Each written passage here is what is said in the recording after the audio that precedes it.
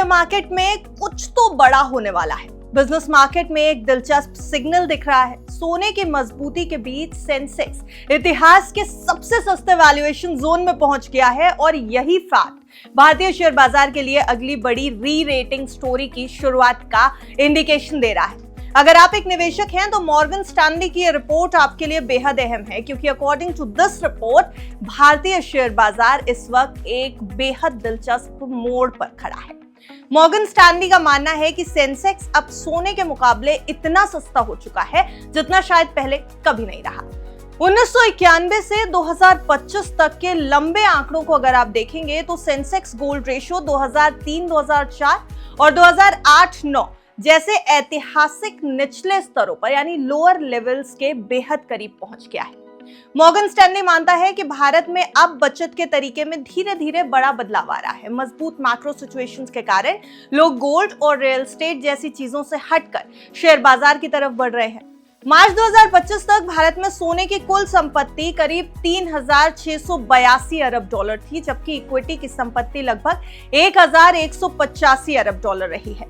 यानी अभी भी सोने में इक्विटी से करीब 3 गुना ज्यादा पैसा लगा हुआ है। सालाना बचत में भी सोने का हिस्सा करीब 574 अरब डॉलर है, जो कुल बचत का लगभग 6% बनता है। जबकि अगर इक्विटी की बात की जाए तो इक्विटी में यह आंकड़ा 292 अरब डॉलर का है। यही अंतर आने वाले समय में शेयर बाजार के लिए बड़े मौके पैदा कर सकता है। इसे ग्रेट इंडियन वेल्थ बूम कहा जा रहा है, जहां तेज विकास, कम उतार चढ़ाव और घटती ब्याज दरें मिलकर बाजार को ऊंचे वैल्यूएशन की ओर ले जा सकती है।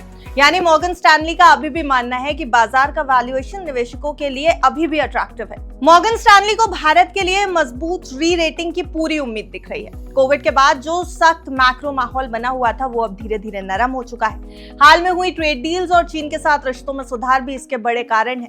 भारत की जीडीपी में ऑयल पर डिपेंडेंसी कम हो रही है, एक्सपोर्ट में सर्विसेज का हिस्सा बढ़ रहा है और गवर्नमेंट फाइनेंसेस की स्थिति बेहतर होने से सेविंग्स और इन्वेस्टमेंट्स का बैलेंस भी बेहतर हो रहा है। इसका मतलब ये है कि तेज ग्रोथ के साथ कम रिस्क और कम उतार चढ़ाव वाला माहौल बन सकता है, जो शेयर बाजार के लिए काफी फायदेमंद रहेगा। विदेशी निवेशकों की पोजीशनिंग लोअर लेवल्स के पास होना भी एक पॉजिटिव इंडिकेशन है। अगर दूसरे बड़े बाजारों में तेजी कमजोर पड़ती है तो विदेशी निवेशक भारत की तरफ फिर से पैसा लगा सकते हैं। हालांकि इसमें रिस्क भी है, जैसे कि ग्लोबल इकोनॉमी की रफ्तार धीमी होना या फिर जियोपॉलिटिकल तनाव का बढ़ जाना। पोर्टफोलियो रणनीति के तौर पर मॉर्गन स्टैनली किसी एक साइज की कंपनियों पर फोकस नहीं कर रहा है। आपको ये भी बताते चलें कि पूरे बाजार को ध्यान में रखकर इस ब्रोकरेज फर्म ने अपनी स्ट्रैटेजी बनाई है।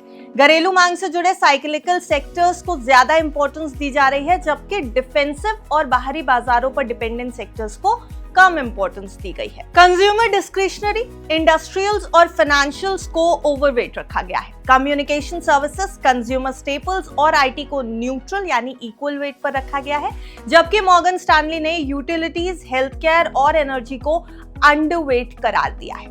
इंडिया फोकस लिस्ट में Maruti Suzuki, Trent, Titan, Varun beverages, Reliance Industries, Bajaj finance, ICICI bank, L and T यानी Larsen and Toubro, InterGlobe Aviation और अल्ट्राटेक सीमेंट जैसे बड़े नाम शामिल हैं।